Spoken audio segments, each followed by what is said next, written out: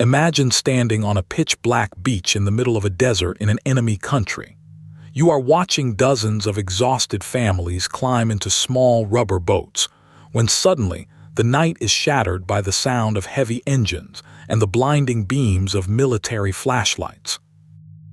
You are not a soldier, at least not officially. To the world, you are a diving instructor at a luxury resort just up the coast, and your next move will decide if hundreds of people live or die. This was the reality for a small group of agents in the early 1980s.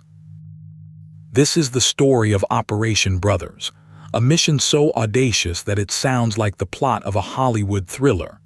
It involves a fake hotel, a shell company in Switzerland, and a secret longing that had burned for over 2,000 years. The story begins not in an office in Tel Aviv, but in the mountains of Ethiopia. The Beta Israel, or Ethiopian Jews, had lived in isolation for centuries, maintaining their traditions and a deep religious yearning to return to Jerusalem.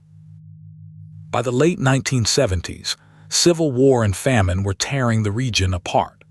Thousands of Ethiopian Jews decided to make a perilous journey on foot, walking hundreds of kilometers across the border into Sudan, hoping it would be a gateway to Israel. The trek was a nightmare. An estimated 1,700 to 4,000 people died from exhaustion, hunger, or attacks by bandits during the journey. Those who survived ended up in squalid refugee camps like Raquba, where they faced disease and persecution. Among the refugees was a man named Farid Aklam, a dedicated educator and activist. He managed to send a letter to the Israeli Secret Service, the Mossad, pleading for help. He wrote that his people were dying and that the time to act was now. The letter reached Prime Minister Menachem Begin. He was deeply moved by the plight of the Beta Israel and gave a direct order to the Mossad to find a way to bring them home. But there was a massive problem. Sudan was a member of the Arab League and an enemy of Israel. A traditional rescue was impossible. The Mossad needed a way to operate inside Sudan for years without being caught. They sent a commander named Danny Limor to scout the coastline. Limor was an experienced agent and a passionate diver. About 70 kilometers north of Port Sudan, he found exactly what he was looking for. Nestled on the shore were 15 beautiful white bungalows, a dining hall, and a kitchen. It had been built by Italian entrepreneurs in the early 1970s, but abandoned because there was no water or electricity. To anyone else, it was a ghost town. To Limor, it was the perfect front. He proposed that the Mossad lease the resort and run it as a legitimate business. The agents would be the staff, and the refugees would be smuggled out through the beach right under the noses of the Sudanese authorities. To make it work, they created a shell company in Switzerland called Meta. They approached the Sudanese Tourism Corporation and offered to lease the site for $320,000.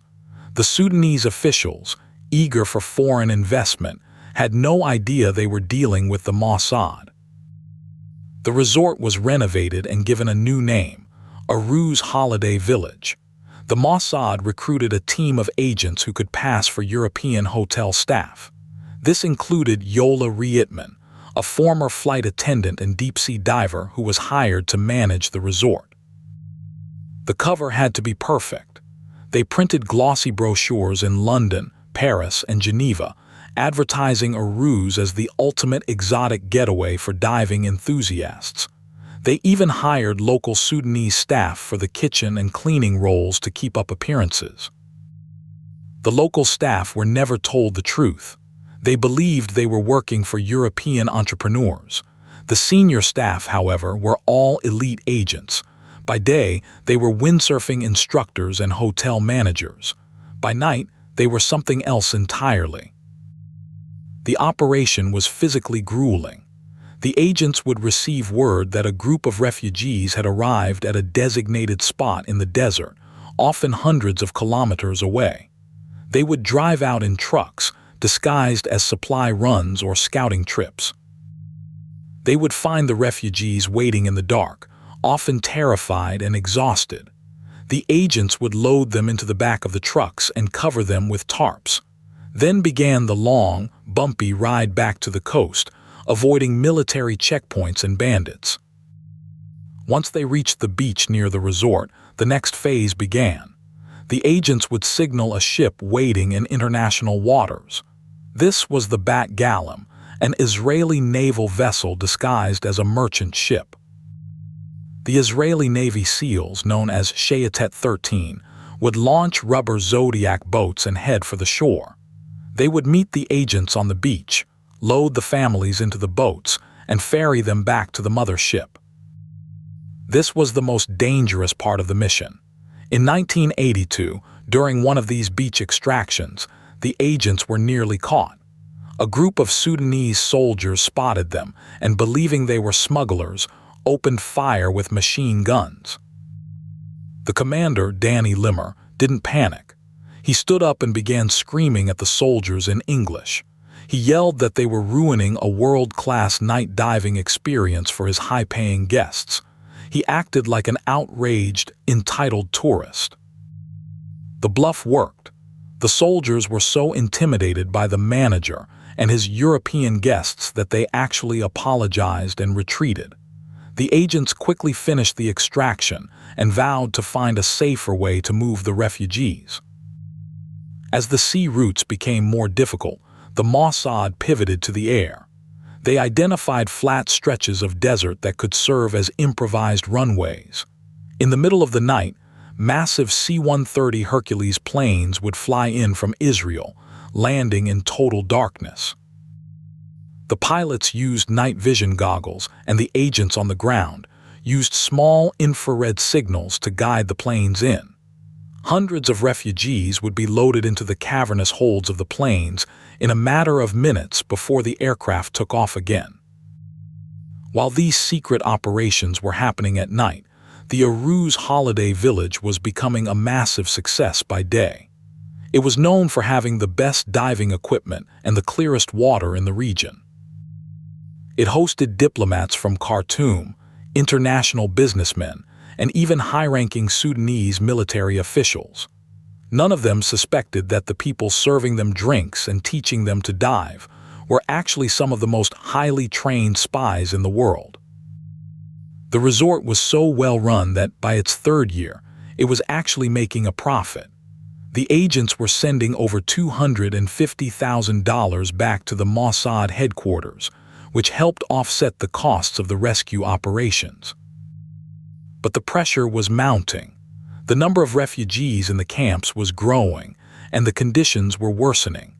The Mossad realized that the resort and the small-scale flights wouldn't be enough to save everyone. This led to Operation Moses in late 1984. This was a massive airlift that moved thousands of people in a very short window of time. However, the increased activity made it harder to keep the mission a secret. The beginning of the end came from an unexpected place. In late 1984, Leon Dulzin, the chairman of the Jewish Agency, publicly bragged about the rescue of Ethiopian Jews during a speech. He likely thought the mission was over, but it was still ongoing. The news spread instantly. The Sudanese government, facing immense pressure from the Arab League, was forced to act. They couldn't allow an Israeli operation to continue on their soil, even if it was a humanitarian one. The order was given to the Mossad agents at Arous to evacuate immediately. They were told to leave everything behind and get out before the Sudanese security forces arrived to arrest them. In January 1985, the agents abandoned the resort overnight. They left while their guests were still sleeping in their bungalows. To the tourists who woke up the next morning, it seemed as if the staff had simply vanished into thin air. The final agents in the capital city of Khartoum faced an even more dangerous escape. They were reportedly smuggled out of the city in large wooden crates labeled as United States diplomatic mail. With the assistance of the CIA, these crates were loaded onto a transport plane and flown out of the country. The agents sat inside the dark boxes for hours, listening to the sounds of Sudanese officials patrolling the airport just inches away. Operation Brothers was officially over. In total, it is estimated that between 5,000 and 8,000 people were rescued through the resort, the sea routes, and the clandestine airlifts during this period. While the story is often told as a spy thriller, historians and the Ethiopian Jewish community emphasize a crucial point. The refugees were not just passive victims being saved. They were the primary actors in their own rescue. It was the Ethiopian Jews who organized their own clandestine cells within the camps.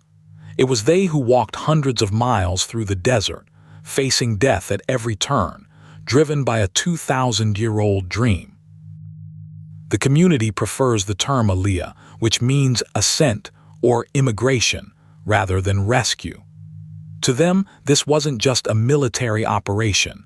It was the fulfillment of a religious and cultural longing to return to their ancestral home. The Arous Holiday Village sat empty for years after the agents left. Eventually, the Sudanese government realized the full extent of what had happened. The fake resort had become a legend in the world of intelligence. The degree of CIA involvement remains a topic of debate among historians. While the Mossad ran the day-to-day operations of the resort, most reputable sources confirmed the CIA provided critical logistical support for the final extraction. Gad Shimron, one of the agents on the ground, later wrote a detailed account of the mission. He described the surreal experience of serving cocktails to Sudanese officials by day and carrying children through the surf by night. The story of Operation Brothers serves as a reminder of the incredible lengths people will go to for a cause they believe in. It was a mission defined by creativity, bravery, and a refusal to accept that a rescue was impossible. Today, the descendants of those who were carried onto the beach at Arous are an integral part of Israeli society. Their journey, which began with a walk across a desert and a stay at a fake resort, is one of the most remarkable migrations in modern history. The white bungalows of Arous may have been a front, but the lives they helped save were very real. It remains a singular moment where the world of international espionage and humanitarian mission became one and the same. The legacy of the Red Sea diving resort is a testament to the power of human ingenuity and the enduring strength of the human spirit.